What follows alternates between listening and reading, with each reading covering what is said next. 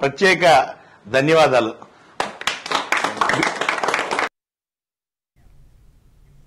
గుంటూరు నాయుడుపేటలో Jindal waste power plant ను మంత్రి Narayana, MLA Prathipati Pullarao, Swachhandhra corporation chairman Pattabhi పరిశీలించారు.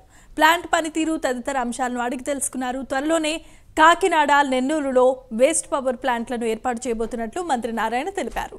వేస్ట్ నుంచి విద్యుత్ తయారు చేసే ప్లాంటుతో ప్రజలకు ఎంతో మేలు జరుగుతుందని ఎమ్మెల్యే ప్రత్తిపాటి పుల్లారావు అభిప్రాయపడ్డారు.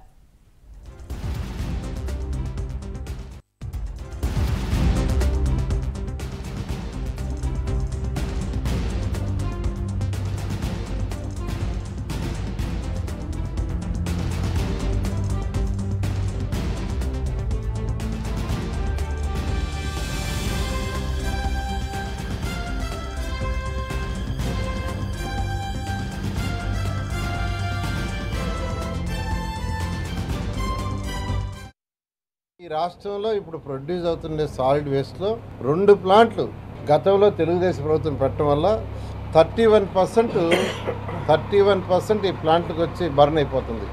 త్వరలో కాకినాడ, నెల్లూరులో కూడా ప్లాంట్లు పెడుతున్నాం. ఈ 2 ప్లాంట్లు కూడా వస్తే 52%, అంటే ఈ రాష్ట్రంలో ప్రతిరోజు వచ్చే సాలిడ్ వేస్ట్ 6,890 టన్నులలో 52%, అంటే 3,600 టన్నులు ఈ ప్లాంట్కి వెళ్ళిపోతుంది. అదేవిధంగా కడప, కర్నూలు, అనంతపురం మధ్య ఒకటి పెట్టాలని ప్లాన్ చేస్తున్నాం. అది కానీ వర్కౌట్ అయితే దాదాపు 70% వేస్ట్ కంప్లీట్గా వేస్ట్ ఎనర్జీ ప్లాంట్లో పోతుంది. చిలకలూరుపేట నియోజకవర్గం, ఎడ్లపాడు మండలం ఈరోజు రాష్ట్రంలో ఒక ప్రతిష్టాత్మకమైనటువంటి జిందాల్ ప్లాంట్ ఇది. వేస్ట్ మేనేజ్మెంట్తో పాటు పవర్ జనరేషన్ 16 మెగావాట్లు తయారు చేసేటువంటి పవర్ ప్లాంట్, 340 కోట్ల రూపాయలతోటి నిర్మాణమైనటువంటి ఈ ప్లాంటు చంద్రబాబు గారు ముఖ్యమంత్రిగా ఉన్నప్పుడు, నారాయణ గారు గతంలో మున్సిపల్ శాఖ మంత్రులుగా ఉన్నప్పుడు శాంక్షన్ అయినటువంటి పవర్ ప్రాజెక్ట్ ఇది.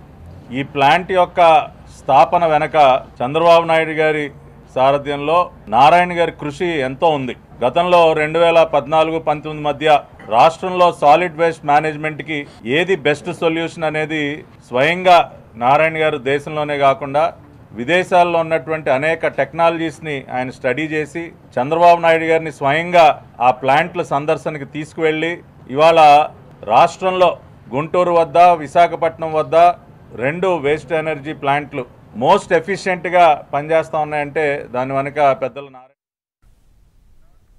రైట్, ఇక ఇవి ఇప్పటి వరకు నా ప్రైమ్ టైమ్ 9